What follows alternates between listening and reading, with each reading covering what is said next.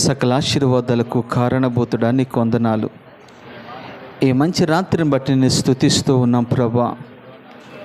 ఇంతవరకు మేము చేసిన ప్రతి ప్రార్థనను మీరు అంగీకరించి ఆమెనని జవాబిచ్చినందుకు కృతజ్ఞతలు ప్రభా.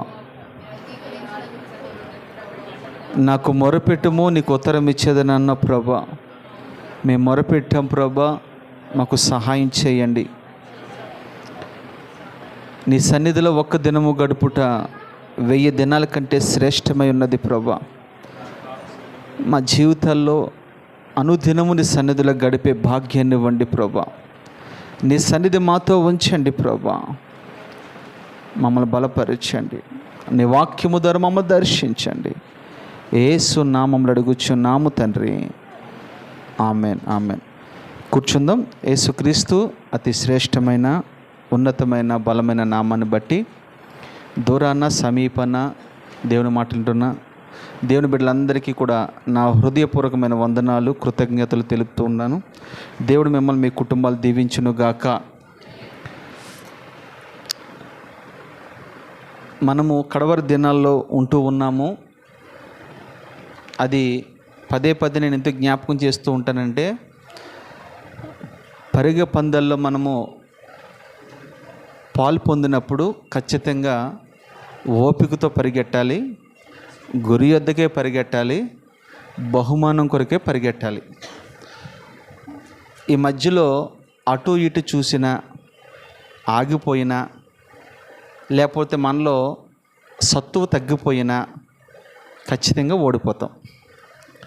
గనుక ఈ పందెపు రంగంలో ఓపికతో మనం పరిగెట్టేవారుగా ఉంటే ఖచ్చితంగా బహుమతి నీకు దేవుడిస్తాడు. అయితే శరీర సంబంధమైన బలముతో మనం పరిగెట్టలేం. ఆత్మ సంబంధమైన బలం మనకు ఉండాలి. ఆత్మ సంబంధ బలం మనకు కావాలంటే రోజు కూడా వాక్యాన్ని చదివే అనుభవం మనకు ఉండాలి. వాక్యాన్ని ధ్యానించే అనుభవం మనకు ఉండాలి. వాక్యాన్ని వినే అనుభవం మనకు ఉండాలి. అప్పుడు నీ ఆత్మ బలముగా ఉంటుంది. అప్పుడు నువ్వు వేగముగా పరిగెట్టడానికి పరిశుద్ధాత్మ దేవుడు సహాయం చేస్తాడు. ఖచ్చితంగా ఆ రీతిగా మనం ఉండాలని ప్రభుపేట మీకు మనం చేస్తున్నాం. ఒక వాక్యాన్ని చదువుకుందాం. మీ పరిశుద్ధమైన గ్రంథాలు తెరిచి ద్వితోపదేశ కాండము 7వ అధ్యాయము 3-4 చదువుకుందాం. నీవు వారితో వియ్యమందకూడదు, వారి కుమారునికి నీ కుమార్తెని ఇవ్వకూడదు, నీ కుమారునికి వాని కుమార్తెను పుచ్చుకొనకూడదు, నన్ను అనుసరింపకుండా ఇతర దేవతలను పూజించినట్లు నీ కుమారుని వారు మళ్లించెదరు. అందును బట్టి యెహోవా కోపాగ్ని నీ మీద రగులుకుని ఆయనను త్వరగా నశింపచేయను. చాలమ్మ. ఇక్కడ ద్వితోపదేశ కాండంలో మోషే ద్వారా యెహోవా దేవుడు మాట్లాడుతూ ఉన్నాడు. ఇజ్రాయేల్ ప్రజలు అరణ్య యాత్రలో ఉంటూ ఉన్నారు. వారికి 10 ఆజ్ఞలతో పాటు కొన్ని ప్రత్యేకమైన ఆజ్ఞలు కూడా ఇవ్వటం జరిగింది. వీరు కానానులోకి వెళ్ళిపోతూ ఉన్నారు. కానానులోకి వెళ్ళిన తర్వాత అక్కడ మీరు స్థిరపరచబడతారు.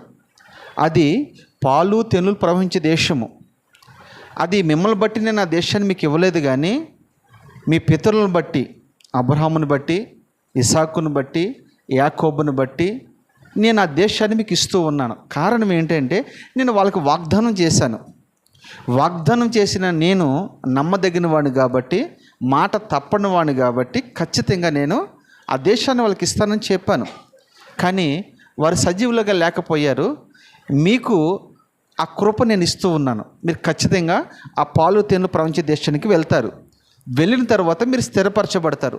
స్థిరపరచబడిన తర్వాత మీరు ఆశీర్వదించబడతారు, మీరు ఫలిస్తారు, అభివృద్ధిపరచబడతారు, విస్తరించబడతారు. ఇవన్నీ జరుగుతాయి. అయితే ఇక్కడ మీరు కొన్ని జాగ్రత్తగా పాటించవలసిన విషయాలు ఏంటంటే, అక్కడికి వెళ్ళిన తర్వాత మీరు వారితో వియ్యం అందకూడదు. నెంబర్ 1 మాట, వారితో వియ్యమందకూడదు. అంటే వారంటే ఎవరు అని అంటే, వారంటే అన్యులు, లేదా లోకస్తులు, లేదా విగ్రహారాధికులు, లేదా దేవుని ఎరగని ప్రజలు. వారితో మీరు సహవాసము చేయకూడదు ఫస్ట్. ఎందుకంటే నేను మిమ్మల్ని ప్రత్యేకించాను, నా రక్తం ఇచ్చి మిమ్మల్ని కొనుక్కున్నాను. ఇప్పుడు మీరు ప్రత్యేకింపబడిన జనాంగం. మీరు ఒక ప్రత్యేకమైన వారు. మళ్ళా తిరిగి మీరు వారిలో కలవకూడదు, వారితో సహవాసము చేయకూడదు. ఒకవేళ మీరు వాళ్ళతో సహవాసం చేస్తే ఖచ్చితంగా వాళ్ళలాగా మీరు మారిపోతారు. వారి బుద్ధులు మీకు అబ్బుతాయి. లోకంలో ఉన్న సామెత ప్రకారంగానే 6 నెలల సహవాసం చేస్తే వాడు వీడు అయిపోతాడు ఖచ్చితమే. ఎందుకంటే ఆ అనుభవాలు, ఈ దేహానికి ఉన్న గుణం ఏంటంటే, ఏదైనా ఎక్కడికైనా 1కి 10 సార్లు మనం వెళ్ళామంటే, అలాగ మీరు 1 నెల రోజులు చేశారంటే ఖచ్చితంగా రెండో నెల వరకు కూడా, నెల అయిపోయిన తర్వాత కూడా ఒకవేళ పొరపాటున ఏదో చిన్న డిస్టర్బ్ అయ్యి మానేశారు అనుకో, లేదా మీ భార్య ఏదో అందరిని మానేసావు అనుకో, లేదా నీ భర్త ఏదో అన్నది నువ్వు మానేసావు అనుకో, ఖచ్చితంగా నీ ఆలోచనలు అన్నీ కూడా, నీ అడుగులన్నీ కూడా ఎటువైపు వెళ్తాయి? అయ్యో, మీరు 1 నెల ఒక దిక్కునికి వెళ్తూ ఉన్నారమ్మ కంటిన్యూషన్గా. సడన్గా ఏదో 1 రోజు 2 రోజులు మానేశారు, తర్వాత మీకు మనసు ఎలాగ అనిపిస్తుంది? బాధ అనిపిస్తుంది. ఎందుకంటే మళ్ళా నేను ఈరోజు అక్కడికి వెళ్ళలేకపోయానే, ఆలోచనలు విపరీతంగా వస్తాయి మీకు. అందుకనే మన సహవాసం అయితే తండ్రి అయిన దేవునితోనూ, ఆయన కుమారుడైన క్రీస్తుతోనూ, పరిశుద్ధాత్మ దేవునితో మన సహవాసం ఉండాలి. అయితే మీరు వారితో సహవాసము చేయకూడదు, నెంబర్ 1 మాట. ఎందుకంటే మీరు లోకం నుంచి ప్రత్యేకించబడ్డారు. ఒకవేళ మీరు మళ్ళా వాళ్ళతో సహవాసం చేస్తే ఖచ్చితంగా వారు లోకంలో ఉంటారు. వారు లోకస్తులు. లోకంలో వేసుకున్న బట్టలు వేసుకుంటారు, లోకస్తుల్లాగా మాట్లాడతారు, లోకస్తుల్లాగా చూస్తారు, లోకస్తుల్లాగా తింటారు, లోకస్తుల్లాగా ప్రవర్తిస్తారు, లోకస్తుల్లాగా వేషధారణ కలిగి వారు ఉంటారు.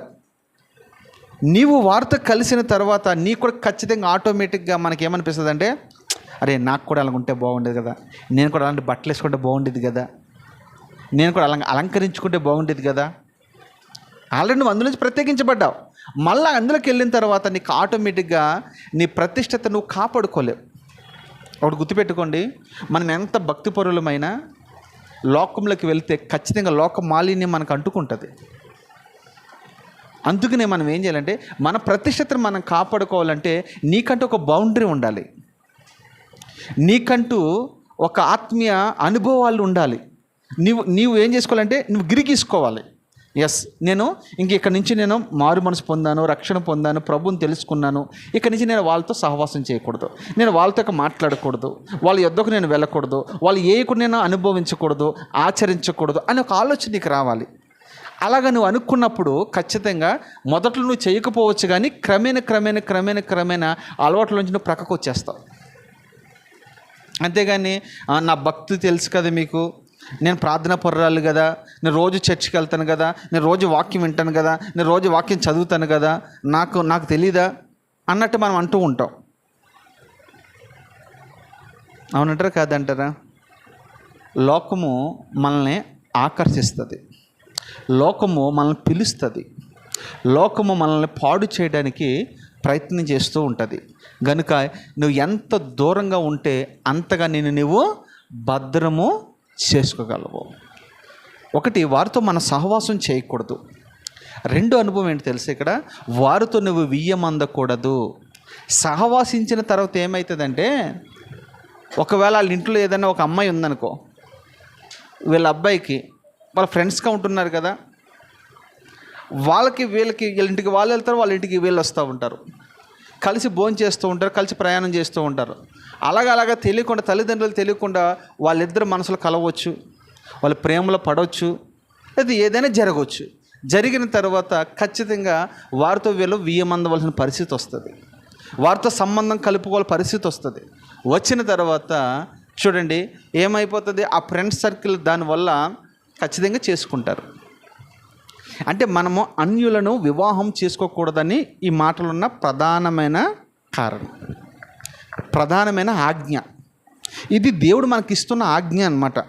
ఆజ్ఞను మీరితే, ఆజ్ఞ అతిక్రమమే పాపము గనుక ఆ పాపం వల్ల వచ్చు జీతము మరణము. దేవుడిచ్చిన ఆజ్ఞ ఏంటంటే మీరు వారితో వియ్యమందకూడదు. వారంటే ఎవరు? లోకస్తులు. మళ్ళీ చెప్తున్నారు, వారంటే ఎవరు? విగ్రహార్థికులు.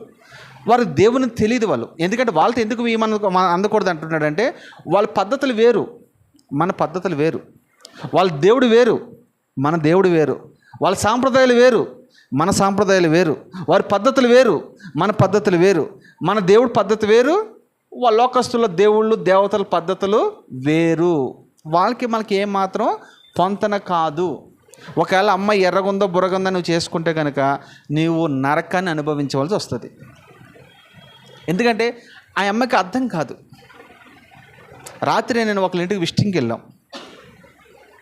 రాత్రే వెళ్తే ఒక తల్లి, వాళ్ళు కూడా అన్యులే, కాస్త కోస్త దేవుని తెలుసని దేవుణ్ణి ఎరిగిన అమ్మాయి, ఒక అమ్మాయి ఎర్రగా బుర్రగా ఉండటంతో మొత్తానికి షార్ట్ పీరియడ్లో వాళ్ళ వివాహం జరిగిపోయింది. జరిగిపోయిన తర్వాత ఆ అమ్మాయి హైదరాబాద్ పట్టణంలో, అబ్బాయి ఉంటాడు, ఇక్కడే ఉంటాడు. వచ్చిన తర్వాత కనీసం ఆమె 10 రోజులు కూడా ఇక్కడ లేదట.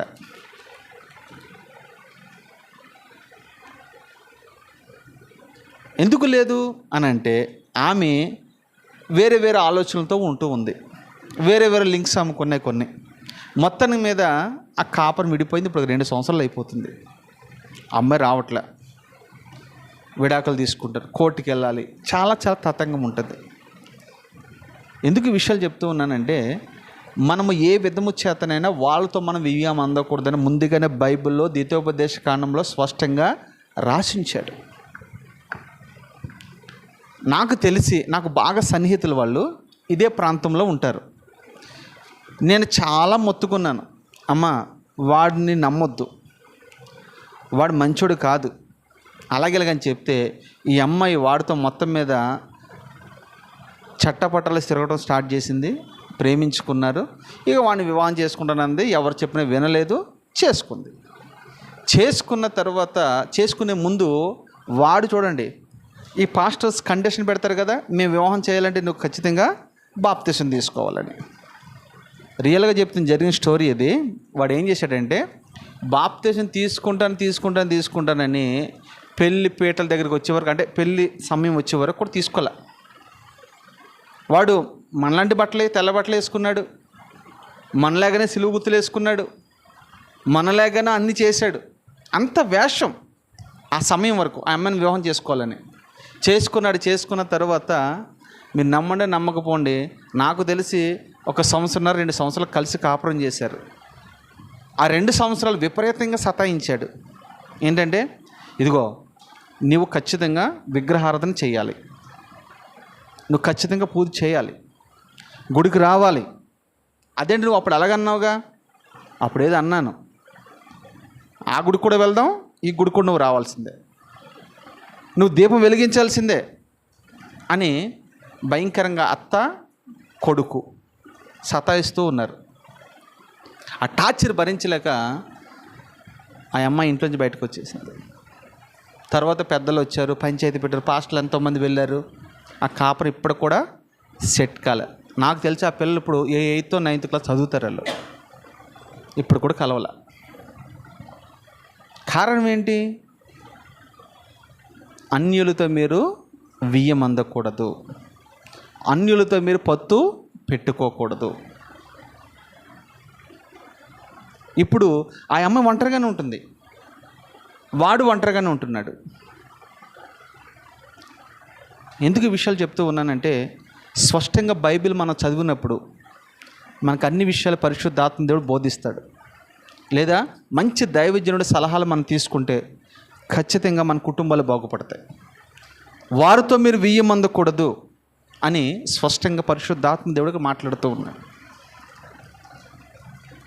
వారితో వియ్యం అందకూడదు అనే విషయంలో అసలు అప్పటికి ధర్మశాస్త్రం లేదు. అప్పుడు ఇంతగా వాళ్ళకి ఆజ్ఞలు ఇవ్వడం కానీ ఆ ప్రకారం నడిపించే నాయకుడు లేడు. అలాంటి సమయంలో కూడా 3 వ్యక్తులు అద్భుతంగా వారు దేవునిలో ఎలా ఎదిగారంటే నాకు ఆశ్చర్యం వేసింది అది చదివినప్పుడు. వీళ్ళకి ధర్మశాస్త్రం తెలీదు, వీళ్ళకి మోషే అంటే నాయకుడు లేడు, వాళ్ళకి మంచి వాక్యాన్ని బోధించే దైవజనులు కూడా లేరు. ఆ సమయంలో కూడా మరి ఇలా దేవుని ప్రత్యక్షత ఎలా పొందుకున్నారని నాకు ఇప్పటికీ అర్థం కాని పరిస్థితి ఏంటంటే, నాకు అనుకుంటాను ఖచ్చితంగా దేవునితో ముఖాముఖిగా మాట్లాడుతూ ఉండేవారు అనుకుంటున్నాను. ఎందుకంటే ఆ మాట అబ్రహామునే అంటాడు దేవుడు, అబ్రహాం అని ఎవరో కాదు నా స్నేహితుడే అని. స్నేహితుడితో మాట్లాడినట్టుగా దేవుడు మాట్లాడుతూ ఉండేవాడు. ఒకసారి ఆ మాటలు చదువుదామా? ఆదికాండం 24 అధ్యాయము 1 వాక్యం. అబ్రహాము తీసుకున్న నిర్ణయం చూడండి. అబ్రహాము బహుకాలము గడిచిన వృద్ధుడై అన్ని విషయములను యెహోవా అబ్రహామును ఆశీర్వదించెను. అప్పుడు అబ్రహాము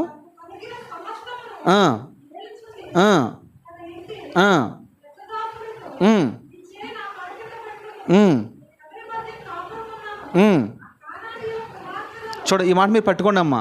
నేను ఎవరి మధ్యన కాపురం ఉన్నాను. ఆల్రెడీ అబ్రహాం ఎక్కడున్నాడు తెలుసా? కానాను దేశంలో ఉన్నాడు, అన్య దేశంలో ఉన్నాడు, అన్య ప్రజల మధ్యలో ఉన్నాడు, అన్య ప్రజల మధ్యలోనే ఎదుగుతూ ఉన్నాడు, అన్యుల మధ్యలోనే మనవాడు అభివృద్ధి పరచబడుతూ ఉన్నాడు, అన్యుల మధ్యలోనే విస్తారంగా సంపాదించాడు, అన్యుల మధ్యలోనే అన్నీ సంపాదించుకున్నాడు. అయితే వారితో కలిసి ఉంటున్నాడు కానీ, కలిసి మాట్లాడుతున్నాడు కానీ, కలిసి తిరుగుతున్నాడు కానీ, కలిసి సహవాసం చేస్తున్నాడు కానీ, వివాహం దగ్గరికి వచ్చేసరికి మాత్రం వారికి ఏమాత్రం ఇవ్వలేదండి. అవకాశం ఇవ్వలేదు, తీసుకోలేదు కూడా. నేను అనుకుంటాను మనము ఈ హైదరాబాద్ పట్టణంలో ఒక 20 సంవత్సరాలు అయ్యింది అనుకుందాం. మనకి ఇరుగు పొరుగు చాలామంది పరిచయం అవుతూ ఉంటారు. పరిచయం అయిన తర్వాత ఆటోమేటిక్గా మనం ఏమైపోతామంటే వాళ్ళ ఆలోచనలు తగినట్టుగా మనం కూడా మారిపోతాం.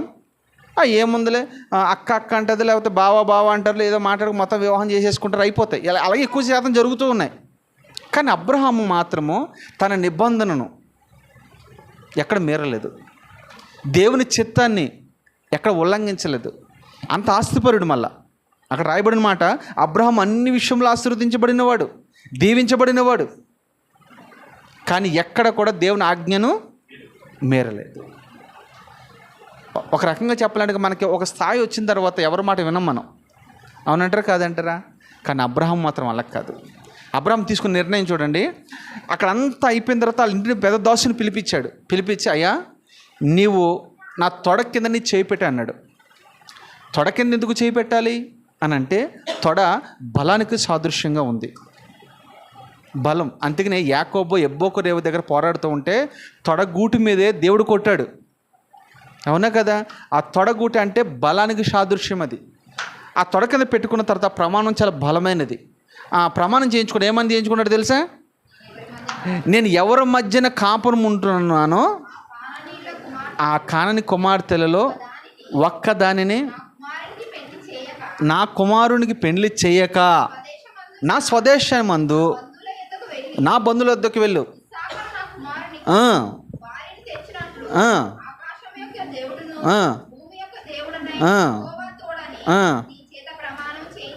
చాలమ్మా. ఇక్కడ అబ్రహాం తీసుకున్న నిర్ణయం చూడండి. అయ్యా నేను కానాల మధ్యలోనే బ్రతుకుతున్నాను, వాస్తవమే, నేను పరదేశిని, వాస్తవమే, అయినా ఈ ప్రజల్లో ఏ ఒక్కదాన్ని నా కుమారుడికి వివాహం చేయడానికి వీలు లేదు. అప్పటికి ఉత్తరాలు లేవు, ఫోనులు లేవు, ఊరేంటో తెలియదు మనోడికి, ఏ ప్రాంతమో తెలియదు, ఎవరి బంధువులో మనకు తెలియదు పాప మనోడికి. కానీ ఎలియాజరు మంచి ప్రార్థనాపరుడు.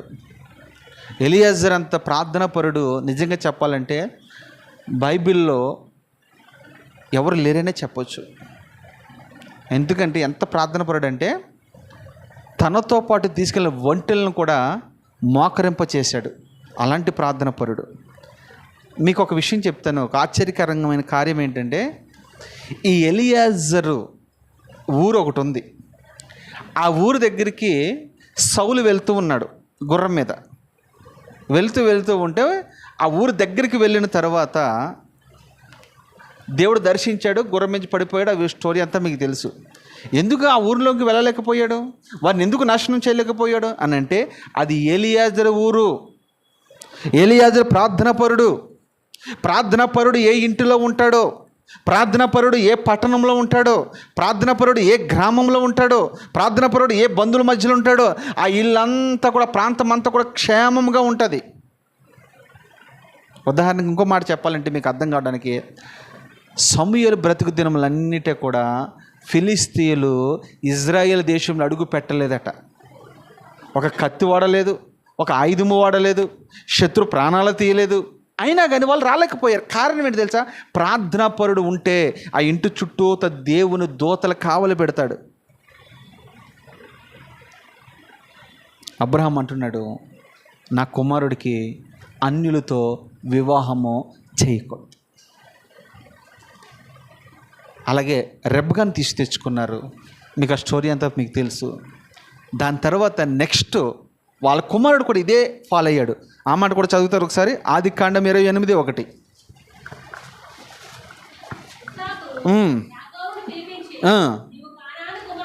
ఇది కూడా చూడండి, సేమ్ మాట. నీవు కానాని కుమార్తెలలో ఎవతను వివాహము చేసుకొనకూడదు. నువ్వు లేచి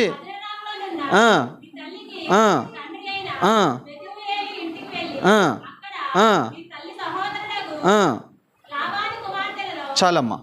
ఇక్కడ మీరు రెండోదిగా ఇస్సాకు కూడా అదే ఫాలో అయ్యాడు. ఎవరిని? తండ్రిని. తండ్రి లేకని అంటున్నాడు ఏమని? యాకోబు, నీవు కానాను కుమార్తెలు ఒక్కదానిని కూడా నీవు వివాహము చేసుకునకూడదు. వెళ్ళు, మీ మామ దగ్గరికి వెళ్ళు. మీ తల్లి సహోదరుడు ఒకడు ఉన్నాడు, లాబాను కుమార్తెల దగ్గరికి వెళ్ళు. నీకు నచ్చిన దాన్ని వివాహం చేసుకో. ఇది ధర్మం. దేవుడు మనకి ఇచ్చిన ఆజ్ఞ ఇది. దేవుని చిత్తం ఇది. నా తండ్రి అలాగే చేశాడు నా విషయంలో. నేను కూడా నా ధర్మము, నా దేవుని చిత్తాన్ని నెరవేర్చడానికి ఇదిగో నీవు కూడా ఇదే ఫాలో అవ్వాలని చెప్పాడు. యాకోబు ఫాలో అయ్యాడు కానీ యేసేపు ఫాలో అవ్వలా. యేసేపు అడ్డం తిరిగాడు. ఆ మాట అక్కడే ఉంటుంది, చదవని కింద వస్తుంది. 28:1 చదువుతున్నారు కదా, లాస్ట్లో ఒక 2 ఆ మాట. అదే మాట కండు చదువుకుంటూ వస్తే కింద ఉంటుందమ్మా. యేసేపు ఆదికాండం 28 మొదటి వాక్యం చదువుతున్నారు మీరు, అలా కిందకి రామ్మా.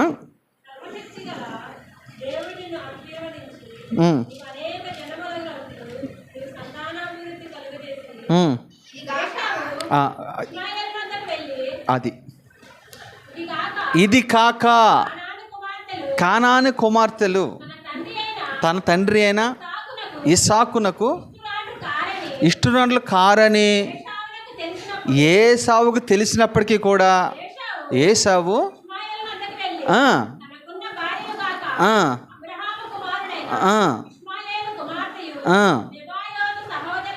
చాలమ్మా, ఇక్కడ మాట చాలు. జస్ట్ ఇది ఎందుకు చదివించానంటే, ఒకే తండ్రికి 2 కుమారులు ఉన్నారు. చిన్నవాడేమో దేవుని మాట విని అంగీకరించి తను చెప్పిన ప్రాంతానికి వెళ్ళి చెప్పిన అమ్మాయిని పెళ్లి చేసుకున్నాడు. కానీ పెద్ద కుమారుడు వచ్చేసరి ఇది ఇస్సాకు ఇష్టం లేదనే సంగతి మనోడికి తెలుసా తెలీదా? తెలుసు. ఎందుకు తెలుసు అని అంటే, ఆల్రెడీ వాళ్ళ తాతగారు ఏదైతే డిసిషన్ తీసుకున్నాడో అది కూడా తండ్రి తీసుకున్న సంగతి మనోడికి తెలుసు. అయినప్పుడు కూడా తండ్రి మాటను వ్యతిరేకించి ఎదురు తిరిగి కావాలనే, ఒక మాటలో చెప్పాలంటే ఇస్సాకు కృంగిపోవడానికి, రెబ్కా కృంగిపోవడానికి ప్రధానమైన కారణం ఎవరంటే ఏసావే. ఈ రోజున తల్లిదండ్రుల్ని ఈ రీతిగా బాధ పెట్టడానికి కారణం పిల్లలే. మాట వినని పరిస్థితి, లోబడిన పరిస్థితి, విధేయత చూపిన పరిస్థితి. ఏదో కాలేజీకి వెళ్తాడు, ఎవరినో ప్రేమిస్తాడు, ఆమె తీసుకొస్తాడు, ఇక నరకం ఇంకా ఇల్లంతా. యేసేపు అదే చేశాడు. మనము వారితో వియ్యమందకూడదు. ఎవరితో?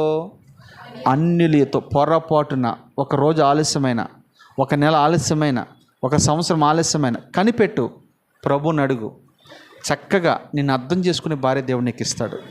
తొందరపడ్డావా పెళ్లి విషయంలో, జీవితాంతం నరకం అనిపిస్తావు.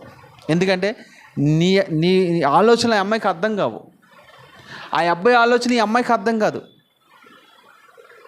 ఇద్దరు, ఒకరేమో తూర్పుకి వెళ్తే ఒకడు పరమడికి వెళ్తాడు, ఇద్దరు ఆలోచన సెట్ కావు. ఒక కుటుంబము చక్కగా నడవాలంటే ఎద్దుల్లాగా ఇద్దరు కూడా పని చేయాలి, ఆలోచనలు కూడా సమానంగా ఉండాలి. తస్మా జాగ్రత్త. వాక్యము మన కుటుంబాలు కట్టుకోవడానికి ఈరోజు ప్రభు మనతో మాట్లాడుతూ ఉన్నాడు.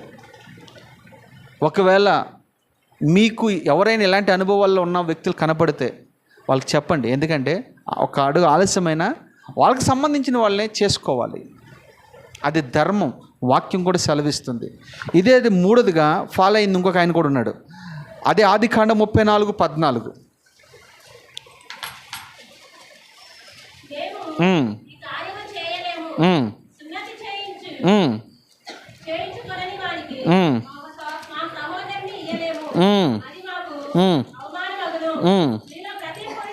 మీలో ప్రతి పురుషుడును సున్నతి పొందవలెను.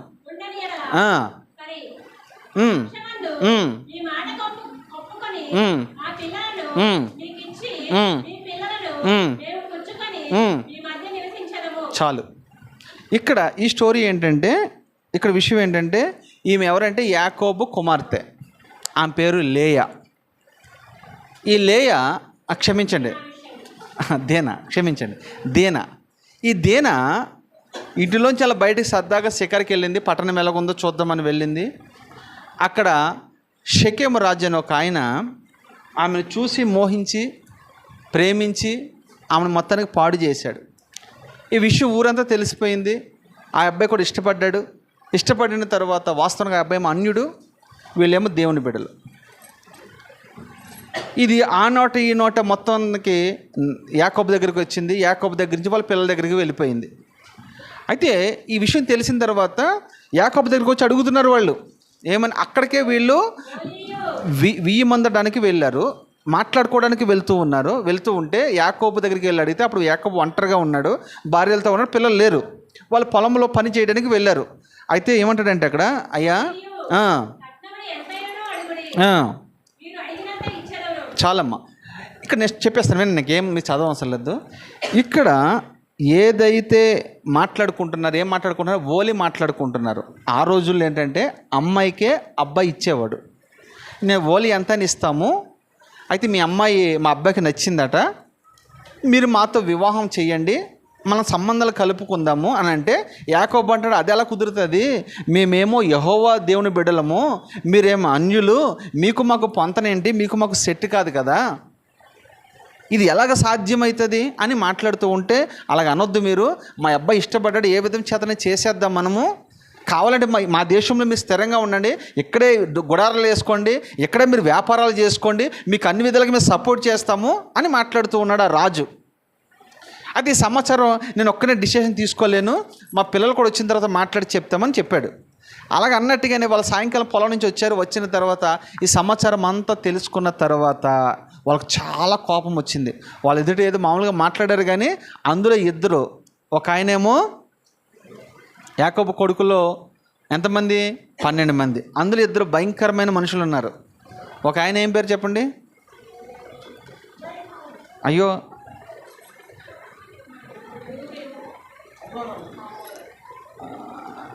వాళ్ళిద్దరూ వెళ్ళి కత్తితో వాళ్ళని వధించారు. ఆ మాట చదివితే మీకు అది చదవని, లేకుంటే కంటిన్యూ చదువుకుంటారా అండి.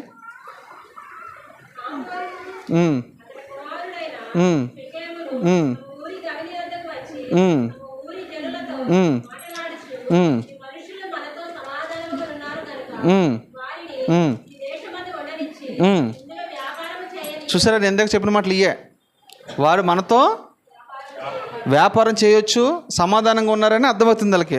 తర్వాత లాస్ట్కి వచ్చామా, వాళ్ళిద్దరి గురించి మాట్లాడి చదువు చాలు, నేను ముందుకు వెళ్తాను. ఇంకా సిమియోను లేవి, రైట్, అంతే, వద్దు, చాలమ్మా. సిమియోను లేవి వీళ్ళిద్దరూ ఒక ఆలోచన చేశారు. ఏమనుకున్నారంటే, అరే మనం ఒక పని చేద్దాం, వీళ్ళకి ఏ విధం చేతనైనా ఒక మాట, ఒక సలహా ఇద్దాం. ఆ సలహా ఏంటంటే మీరు ఖచ్చితంగా సున్నతి చేయించుకోవాలి. సున్నతి చేయించుకుంటే మా అమ్మాయిని ఇవ్వడానికి ఏమాత్రం మాకు ఇబ్బంది లేదు అని అన్నారు. అంటే సరే, వాళ్ళు ఏం చేశారు, ఇప్పుడు ప్రేమించిన వాడు ఏం చేస్తారు, ఎంతకైనా తెగిస్తాడు ఏదైనా చేయడానికి, వెనక ముందాడు. అయితే ఏం చేశాడంటే రాజు ఆజ్ఞ ఇచ్చాడు ఊరందరికీ, అరే బాబు వారు మనతో 1000 మందాలంటే, వాళ్ళ పిల్లలు మనం చేసుకోవాలంటే మీరు ఖచ్చితంగా అందరూ సున్నతి చేయించుకోవాలని రాజు ఎప్పుడైతే ఆజ్ఞ జారీ చేశాడో, రాజు మాట ఎవరు కాదంటాడు చెప్పండి. అందరూ మాట సమ్మతించి సున్నతి చేయించుకున్నారు. సున్నతి చేయించుకున్న తర్వాత సర్వసాధారణంగా ఒక వ్యక్తి వారం లేదా 10 రోజులు లెగడం, వాళ్ళకి శక్తి ఉండదు, బలం ఉండదు. ఆ సమయంలో వీళ్ళ కుయుక్తిగా ఆలోచించి ఏం చేశారంటే, సిమియోను లేవి వెళ్ళి ఖడ్గం పట్టుకొని మొత్తం అందరం వధించుకుంటూ పోయారు. చంపేశారు, అందరినీ చంపేసి తన చెల్లెల్ని దేనాన్ని విడిపించి తెచ్చుకున్నారు. ఇక్కడ ఆత్మీయంగా మీకు ఒక విషయం చెప్తాను. మనము కూడా యాకోబులాగా ఎవరికైనా వివాహం చెయ్యాలని అంటే, ఎవరికైనా అమ్మాయిని ఇవ్వాలంటే లేదా అబ్బాయిని ఇవ్వాలంటే వాళ్ళకి ఖచ్చితంగా రక్షణ పొందేవారుగా ఉండాలి. ఇది హృదయ సున్నతి, శరీర సున్నతి కాదు సుమి, ఆత్మీయంగా హృదయ సున్నతి వాళ్ళకి కలగాలి. అంటే బాప్తిసము తీసుకోవాలి. చాలామంది మన క్రైస్తవులు ఎక్కడ పొరపాటు పడుతున్నారు. బాప్తిసం అంటే పెళ్ళికి ఇచ్చేది కాదు, ఆ సమయంలో ఇచ్చేది కాదు. ఆ సమయం ఇస్తే వాడికి ఏం తెలిస్తే చెప్పండి. బాప్తిసం అంటే అర్థం ఏంటి? వాక్యం వాడు వినాలి. ఒకరోజు వినేది కాదు అది, కొన్ని రోజులు వాక్యం వినాలి. విన్న తర్వాత వాడితో దేవుడు మాట్లాడాలి, వాక్యము వాడితో మాట్లాడాలి. వాళ్ళలో పశ్చాత్తాపం కలగాలి, వారిలో మారు మనసు కలగాలి. మారు మనసు కలిగిన తర్వాత వాడు ప్రవక్తన అంతా చేంజ్ కనబడాలి, వాడి మాటలో చేంజ్ కనబడాలి, వాడి ప్రవక్తనలో చేంజ్ కనబడాలి, వాడి డ్రెస్సులో చేంజ్ కనబడాలి, వాడి నడవడికలో చేంజ్ కనబడాలి. ఆ చేంజ్ కనబడిన తర్వాత వాడు స్థిరంగా అట్లా సంఘంలో ఉన్న తర్వాత నెక్స్ట్ ఏంటంటే ఈ వ్యక్తి బాప్తిసం తీసుకుంటానని తనంతట తానే చెప్పాలి. మళ్ళీ చెప్తున్నాను, ఇది ఎవరో చెప్పేది కాదు, ఎవరో బలవంతం చేసేది కాదు. తనతో దేవుడు మాట్లాడిన తర్వాత, వాక్యం దర్శించిన తర్వాత ఖచ్చితంగా దేవుడు తనతో మాట్లాడతాడు. ఉదాహరణకి మీకు అపోస్తల కార్యాలు మీరు చదివితే, పేతురు ప్రసంగిస్తూ ఉన్నప్పుడు వాళ్ళ హృదయాలు గుచ్చుకున్నాయి, నొచ్చుకున్నాయి. వారు పశ్చాత్తాపడ్డారు. అయ్యా రక్షణ పొందడానికి మేమేం చేయాలని వాళ్ళు అడిగారు. వాళ్ళు అడిగారా, వీళ్ళు అడిగారా? వాళ్ళు అడగాలి. దైవజనుడు వాక్యాన్ని బోధిస్తాడు, తర్వాత కార్యము దేవుడు జరిగిస్తాడు. అది నిజమైన రక్షణ. అంటే ఆ నిజమైన రక్షణ తీసుకున్న తర్వాత ఆ వ్యక్తి క్రమేణా దేవుని స్వరూపంలోకి మార్చబడుతూ ఉంటాడు. అప్పుడు ఆ వ్యక్తిని మనం వివాహం చేసుకుంటే ఆ వ్యక్తి ఆటోమేటిక్గా బైబిల్ చదువుతుంది కదా, వాక్యం వింటుంది కదా, సహవాసంలో కట్టబడుతుంది కదా, ఆత్మీయ అనుభవాలు తెలుస్తాయి కదా. అప్పుడు నిజంగా నువ్వు వివాహం చేసుకుంటే నేను ఈజీగా అమ్మాయి అర్థం చేసుకుంటుందా లేదా? వాళ్ళేమో వాక్యం చదవరు, ప్రార్థన చేసుకోరు, వారికి మారు మనసు ఉండదు. పెళ్లి బాప్తిసం తీసుకుంటారు అంతే. తీసుకున్న తర్వాత ఇంట్లో రోజు రవస. ఎందుకు ఈ విషయాలు చెప్తున్నానంటే, ఇలా మనం పొరపాటు పడద్దు. ఆ అమ్మాయికి సంఘంలో సాక్ష్యం ఉండాలి, ఆ దైవజనుడు సాక్ష్యం ఇవ్వాలి. ఈ అమ్మాయి చాలా మంచిదండి, చాలా దైవికంగా ఉంటుందండి, ఈమెకి నేను గ్యారంటీ అని దైవజనుడు భరోసా ఇవ్వాలి. అలాంటి వ్యక్తులు వివాహం చేసుకుంటే ఆ కుటుంబం ఎప్పుడు కూడా చెప్పండి ఇబ్బందులు పడదు. ఆత్మీయంగా సున్నతి కలిగిన వ్యక్తుల్ని వివాహం ఆడాలని వాక్యం మనకి సెలవిస్తూ ఉంది. ఇక్కడ కూడా యాకోబు ఏం చేశాడంటే ఒక పొరపాటు చేశాడు. తన పిల్లల విషయంలో జాగ్రత్త తీసుకోలేదు, జరగకూడదు నష్టం జరిగిపోయింది. ఒక మాటలో చెప్పాలంటే వారితో 1000 మందకూడదు అనే విషయంలో అబ్రహాము ఖచ్చితంగా ఉన్నాడు, ఇసాకు ఖచ్చితంగా ఉన్నాడు, యాకోబు ఖచ్చితంగా ఉన్నాడు. కానీ ఒక కుటుంబం మాత్రము నష్టపోయింది తీవ్రంగా. వీళ్ళకి వాక్యము తెలుసు, ధర్మశాస్త్రము తెలుసు, కుటుంబం అంతా నష్టపోయింది. ఆ కుటుంబం ఏంటో తెలుసా? రూతు గ్రంథం చదవండి. రూతు గ్రంథము మొదటి అధ్యాయము 3-6 వరకు చదవండి. నయోమి పెన్నుటి అయిన ఆ, ఎలీమెలెకు చనిపోయిన తరువాత ఆ, ఆమెయు ఉమ్, ఆమె ఇద్దరు కుమారులను ఆ, పిలిచి ఉన్నది. ఆ. వారు మోయాబు స్త్రీలను పెళ్లి చేసి చూసండి, వాళ్ళ మోయాబు స్త్రీలను ఇందా మనం మొదట్లో మన మూలవాక్యం ఏం చదువుకున్నాము? వారితో మీరు వియ్యమందకూడదు, వారితో మీరు సహవాసం చేయకూడదు, వారి పిల్లలు మీరు వివాహం చేసుకోకూడదు, మీ పిల్లల్ని వాళ్ళకి ఇవ్వకూడదు అనే ఆజ్ఞను ఈ ముగ్గురు పాటించారు. ఎవరు? అబ్రహాము పాటించాడు, ఇస్సాకు పాటించాడు, యాకోబు పాటించాడు. పాటించాడా లేదా? కానీ ఈమె మాత్రము, ఎలీమెలెకు కుటుంబం మాత్రము అవేవి పట్టించుకోలేదు. కరువు వచ్చిందంటే ప్రభుని అడిగేది లేదు, ప్రార్థన చేసేది లేదు. ఊర్లో ఏరికే కరువు వచ్చినట్లుగా ఫీల్ అయిపోయి మొత్తం వీళ్ళంతా ఎవరి డిసిషన్ లేదు వాళ్ళకి. నాకు తెలిసి ఆ రోజుల్లో సేవకుడు కూడా లేడు, సలహా ఇచ్చేటోడు కూడా లేదు. వాళ్ళకి వెళ్ళిపోయి మోయాబు దేశంకి వెళ్ళిపోయారు. ఎందుకు వెళ్ళారు? వాళ్ళు పని నిమిత్తం వెళ్ళారు. వెళ్ళి అక్కడ సహవాసం చేస్తూ ఉన్నారు, ఒక కాపురమే చేస్తూ ఉన్నారు. జస్ట్ వెళ్ళి కొన్ని రోజులు ఉండొద్దాం అనుకున్నారు వాళ్ళు. అక్కడికి వెళ్ళిన తర్వాత అక్కడ కాపురం ఉన్నారు వాళ్ళు. కాపురం ఉన్న తర్వాత దరిదాపుగా నాకు తెలిసి వాళ్ళు 10 సంవత్సరాలు కాపురం ఉన్నారు అక్కడ. ఈ 10 సంవత్సరాలు ఎంతమంది పరిచయం అయి ఉంటారు వాళ్ళకి? ఎంతమందితో సత్సంబంధాలు ఉంటాయి చెప్పండి? ఇక్కడ ఏదో మనకు పని బాగా దొరుకుతుంది, మన పిల్లలు మంచిగా ఉన్నారు, ఇక్కడ భవిష్యత్తు బాగుంది, అంత హ్యాపీగా ఉంది, ఇంకేముంది? మళ్ళీ తిరిగి మనము బెత్లెహేంకి ఏం వెళ్తాం? బెత్లెహేం అంటే దేవుని ఇల్లు, బెత్లెహేం అంటే రొట్టెల ఇల్లు, బెత్లెహేం అంటే దేవుని సన్నిధి ఉన్న ఇల్లు. బెత్లెహేంలో దైవజనుడు ఉన్నాడు, బెత్లెహేంలో దేవుడు ఉన్నాడు, దేవుని వాక్యం ఉంది, దేవుని సన్నిధి ఉంది. మోయాబులు ఏమీ లేవు.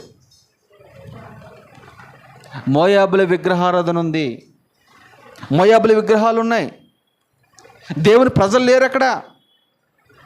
కానీ దేవుని ప్రజలు లేని మధ్యన వీరు వెళ్ళి కాపురం ఉంటూ ఉన్నారు. వారితో సహవాసం చేశారు, వారితో 1000 మందుకున్నారు. అందుకున్న తర్వాత ఇద్దరికి ఎప్పుడైతే వారితో 1000 మందుకుని మాట్లాడినాయో ఈ మధ్యన సడన్గా భర్త చనిపోయాడు. ఏంటి? పెళ్లి మాటలు మాట్లాడుకుంటున్నారు, పెళ్ళి రేపు మాప చేద్దాం అనుకుంటున్నారు, గ్రాండ్గా చేద్దాం అనుకుంటున్నారు, వైభాగం చేద్దాం అనుకుంటున్నారు.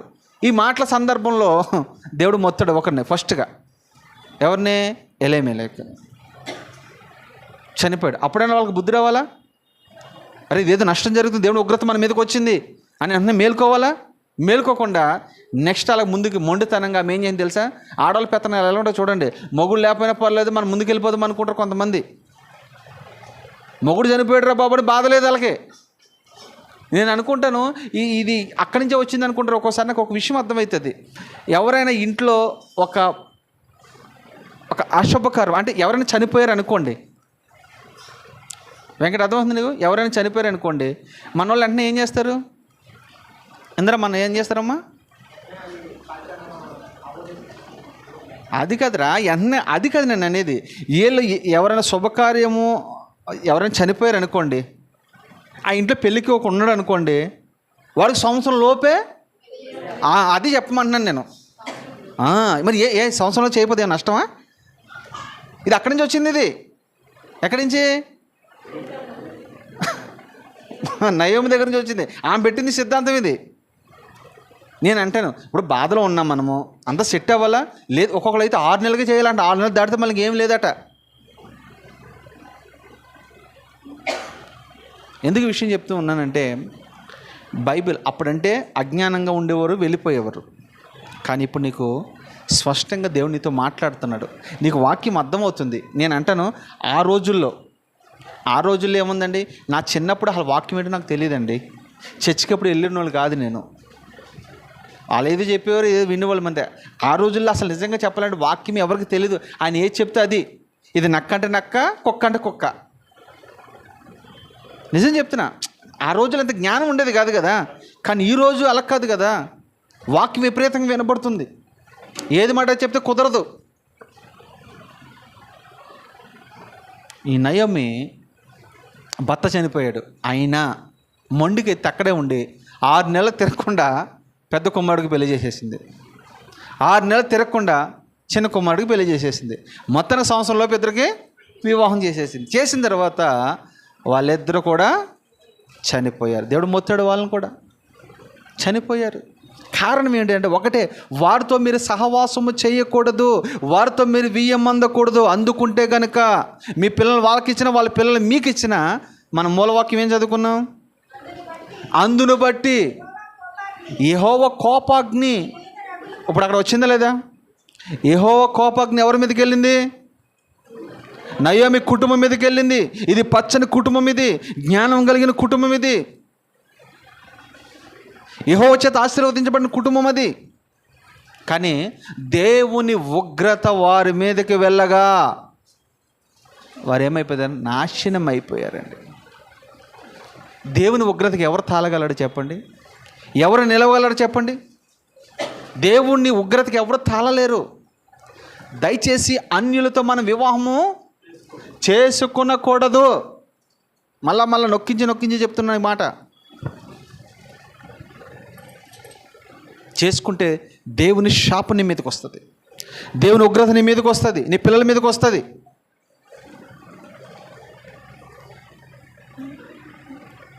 ఇక్కడ మనము అబ్రహాము ఈ విషయంలో జ్ఞానంగా ప్రవర్తించాడు, ఇస్సాకు జ్ఞానంగా ప్రవర్తించాడు, యాకోబు జ్ఞానంగా ప్రవర్తించాడు. అయితే నయోమి కుటుంబం మాత్రం అజ్ఞానపు దశలోకి వెళ్ళిపోయింది. ఇంకొక వ్యక్తిని నేను పరిచయం చేసి నా మాటలు ముగిస్తాను. న్యాయాధిపతుల గ్రంథము 14వ అధ్యాయము 1-4. సంసోను తిమ్నాతులకు వెళ్ళి చూశాను, తిరిగి వచ్చి చూశాడు.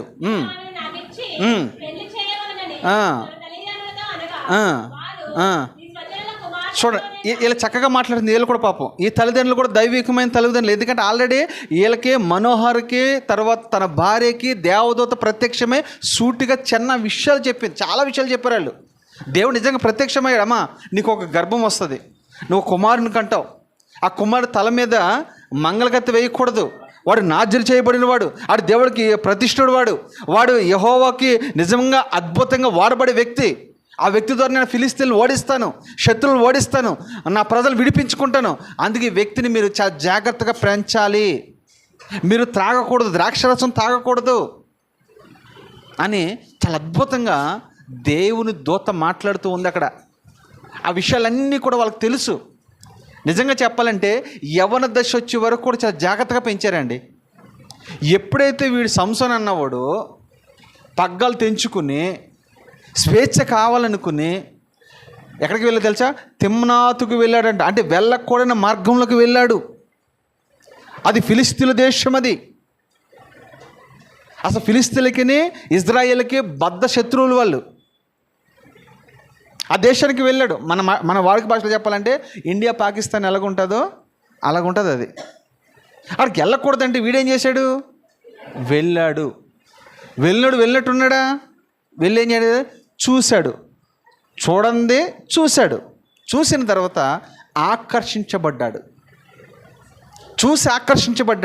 ఆకర్షించబడి మనసులో వాడు అనుకుంటున్నాడు, నేను ఏ విధం చేతన పెళ్లి చేసుకుంటే కనుక ఈ అమ్మాయినే చేసుకోవాలి అని డిసైడ్ అయిపోయాడు. ఇక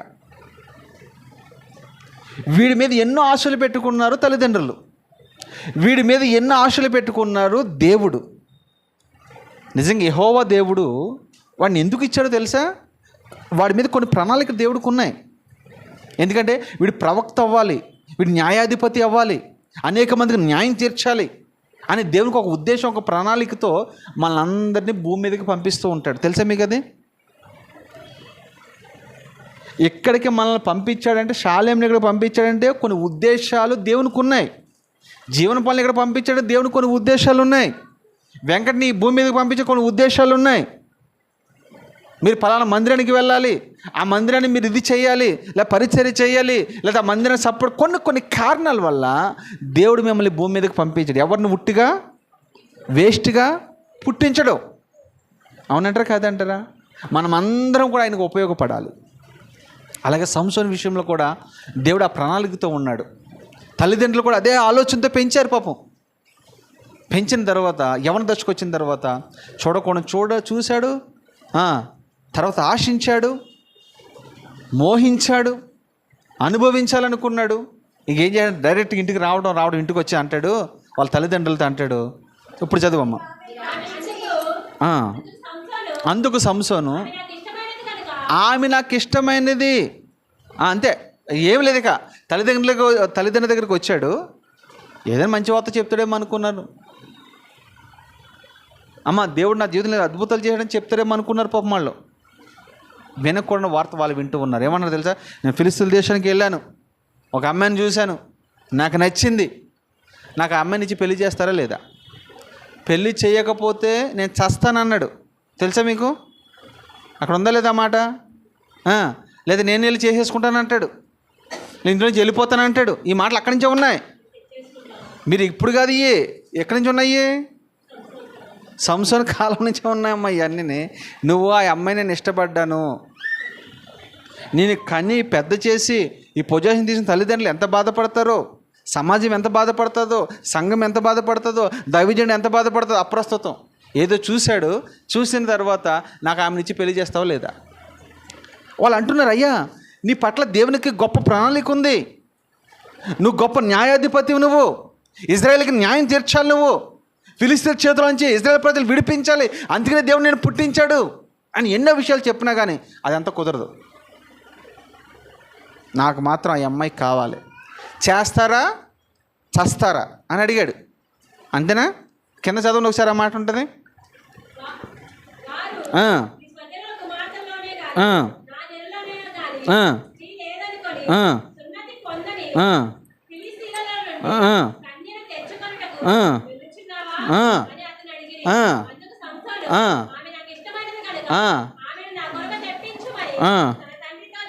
చూసారా ఎంత విడ్డూరంగా మాట్లాడుతున్నారో చూడండి. వీళ్ళు అంటున్నారు, అరే బాబు మన దేశంలో మనకు కావాల్సిన వారు చాలామంది ఉన్నారు, దేవుని బిడ్డలు చాలామంది ఉన్నారు, మా బంధువులు చాలామంది ఉన్నారు, మా రక్త సంబంధికులు చాలామంది ఉన్నారు, వాళ్ళు వివాహం చేసుకోరా అని అంటే కుదరదు. నేను అమ్మాయిని చూశాను, ఇస్తావా, తెస్తారా లేదా, మాట్లాడతారా లేదా అని పట్టుకున్నాడు. ఇలా ఒక మాట అన్నారు తల్లిదండ్రులు, ఏమన్నా తెలుసా? వారు సున్నతి లేనివారా, మన సున్నతి పొందిన జనాంగం మనం అని మాట్లాడుతూ ఉంటే, ఆడికి సున్నత అంటే ఆడికి ఏం తెలుస్తుంది చెప్పండి? ఏమీ తెలియదు. తర్వాత ఎంత చెప్పినా వినలేదు. మొత్తానికి కొడుకు బాధపడుతున్నాడు కదనే ఉద్దేశంతో తల్లిదండ్రులే కాంప్రమైజ్ అయ్యి వెళ్ళారు. వెళ్ళిన తర్వాత ఆ అమ్మాయితో వివాహం చేశారు. దాని స్టోరీ మీకు బాగా తెలుసు కదా. తర్వాత ఈ గొప్ప బలవంతుడు, గొప్ప న్యాయాధిపతి చివరికి దాదోని గుళ్ళో పడి గుడ్డివాడిగా ఉండిపోయాడు. నేను ఒక మాట చెప్తూ ఉన్నాను, మనందరి మీద దేవునికి ఒక ప్రణాళిక ఉంది, ఒక ఉద్దేశం ఉంది. మనము దేవుని చిత్తం ఏంటో మనం తెలుసుకోవాలి. దేవా, నా పట్ల నీ చిత్తం ఏంటి, నా పట్ల నీ ఉద్దేశం ఏంటి, నేను ఎవరిని వివాహం చేసుకోవాలి, ఎవరితో సహవాసం చేయాలి, ఎవరితో నేను నడవాలి, ఇవన్నీ కూడా దేవుని చిత్తానికి నువ్వు అప్పగించుకుంటే దేవుడు మంచి బోధకుడు, మంచిగా నీకు బోధిస్తాడు, నీతో మాట్లాడతాడు.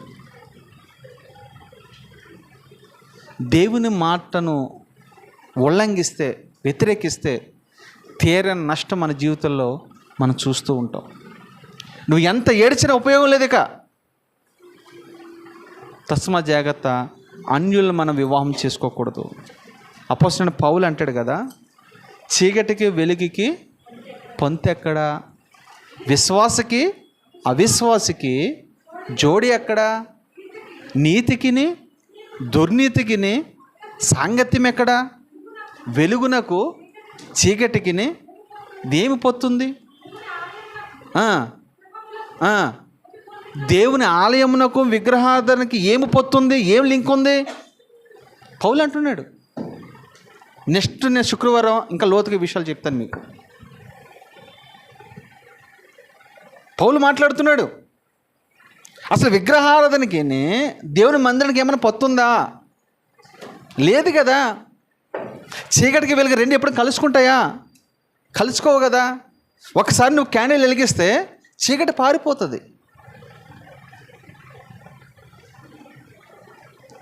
ఈ రోజున ప్రేమ పెళ్ళిళ్ళు చేసుకుని 100కి నాకు తెలిసి 95% పతనం అయిపోతూ ఉన్నారు, నాశనం అయిపోతూ ఉన్నారు.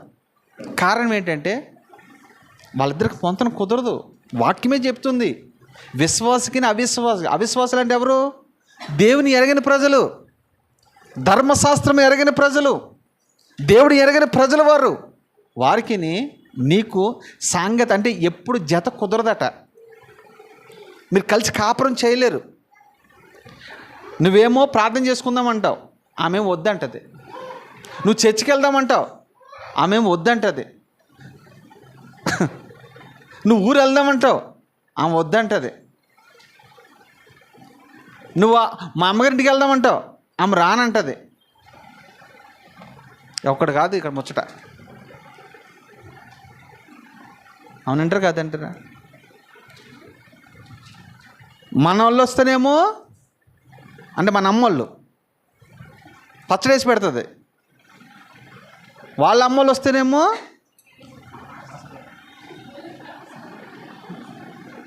అమ్మ అలాంటి వాళ్ళు ఇక్కడ ఎవరైనా ఉన్నారు? ఒకసారి హల్లేలూయా చెప్పిన గట్టిగా, హల్లేలూయా. మీరేందుకు చెప్తే నాదో చెప్పించారు చూసావా? మీరు అలాంటి వాళ్ళు కాదు కానీ అమ్మ, లైవ్లో వింటున్నారు కాబట్టి వాళ్ళకి చెప్తున్నా. లేరంటారు ఎలాంటి వాళ్ళు?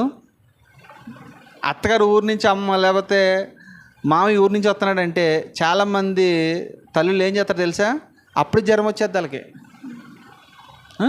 అప్పుడు జ్వరం వస్తుంది. పొంతన కుదరదు. దానివల్ల ఎంత నష్టమో తెలుసా? అత్త మామను సరిగ్గా చూడరు వీళ్ళు. మొగుడిని చూడరు, అత్త మామను చూడరు. నరకం. వాడు చెప్పుకోలేడు. ఎందుకు చెప్పుకోలేడంటే ఎన్నిసార్లు చెప్తారో ఎంతమంది చెప్తారు పాపం. అందుకనే చూడండి, వాళ్ళకి ఎక్కువ తొందరగా మగవాళ్ళకి బట్టతల ఎందుకు వస్తుందో తెలుసా?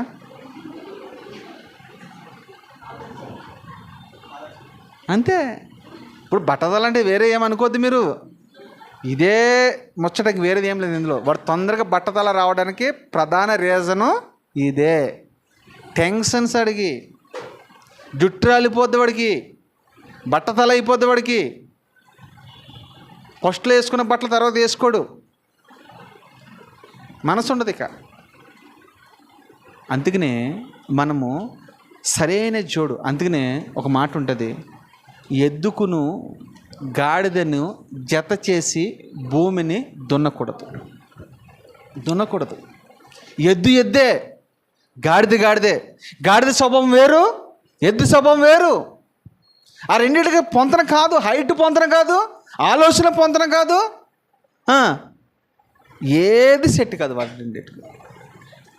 అందుకనే దయచేసి నేను దేవుని పేరట మళ్ళా చెప్తూ ఉన్నాను, ఈ వాక్యం మీరు వింటున్నారు కాబట్టి 10 మందికి తెలియపరచండి. 10 మందికి ఎలాంటి అనుభవాల్లో ఉంటే చెప్పండి. పొరపాటున అన్యులు మనము వివాహము చేసుకోకూడదు. చేసుకుంటే ప్రతి దానికి ఆటంకం. నిన్ను అర్థం చేసుకోదు. నరకం ఎక్కడ ఉండదు? ఎక్కడ ఇంట్లోనే ఉంటుంది. అక్కడికి వెళ్ళిన తర్వాత నరకం కాదు. నరకం ఎక్కడ ఉంటుంది చెప్పండి? ఇంట్లోనే ఉంటుంది. ఎందుకు విషయాలు చెప్తున్నానంటే, దేవుడు అంటాడు, మూల వాక్యం చదువునానా, మీరు వారితో బియ్యమందకూడదు, ఇయ్యకూడదు, పుచ్చుకునకూడదు,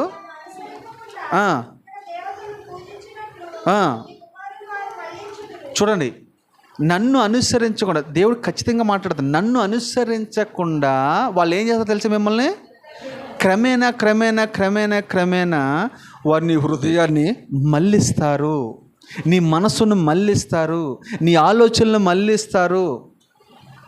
మళ్ళిస్తారా లేదా? ఖచ్చితంగా మళ్ళిస్తారు. అలా మళ్ళించిన వారిలో అగ్రగణ్యుడు ఎవరంటే సొలొమోను. అవునా కదా? ఆ మాట చదువుతారు మీరు, రాజుల గ్రంథము 11:1.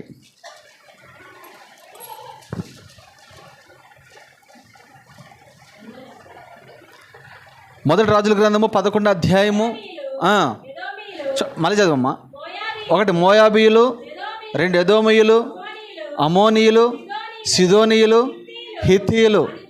ఇది 5 గుంపుల వారు. అనుజనులు మీ హృదయములను తమ దేవతల తట్టు త్రిప్పుదురు గనుక వారితో సహవాసము చేయకూడదు.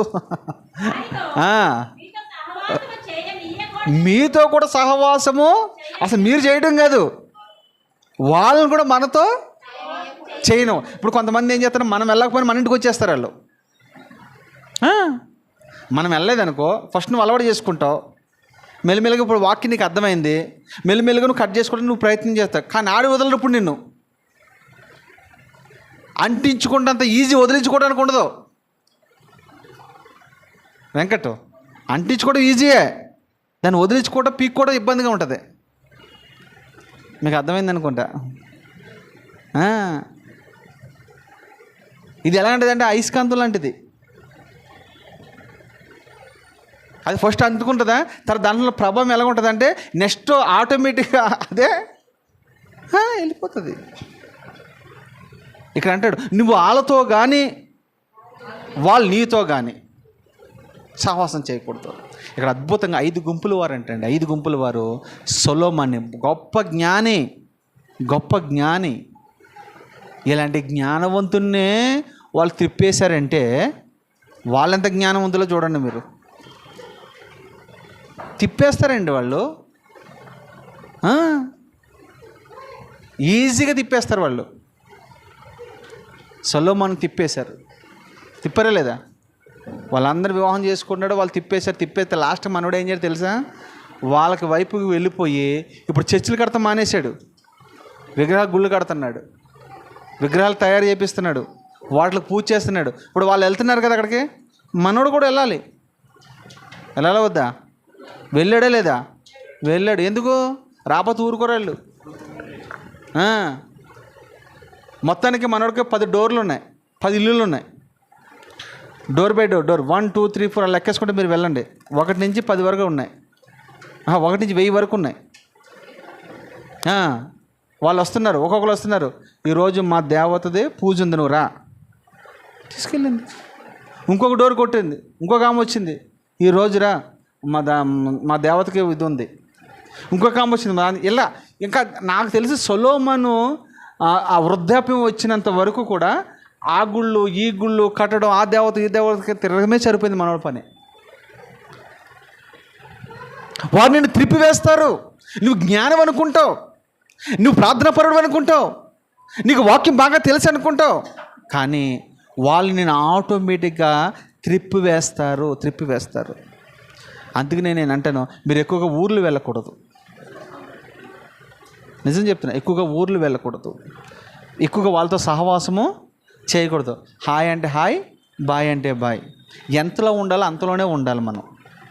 వాళ్ళు తెలుగు ఏం చేస్తారు తెలుసా, మన క్రిస్మస్ మన కేక్ ఇచ్చామనుకో, వాళ్ళు కూడా తీసుకొస్తారు, ప్రసాదం తీసుకొస్తారు. ఒకవేళ నువ్వు తీసుకోలేదనుకో, మేము ఇస్తే తీసుకున్నాము, నువ్వు ఇస్తే తీసుకున్నాము, మేము ఇస్తే తీసుకోవా? ఇదేనా ఫ్రెండ్షిప్ అంటే? అంటారు లేదా?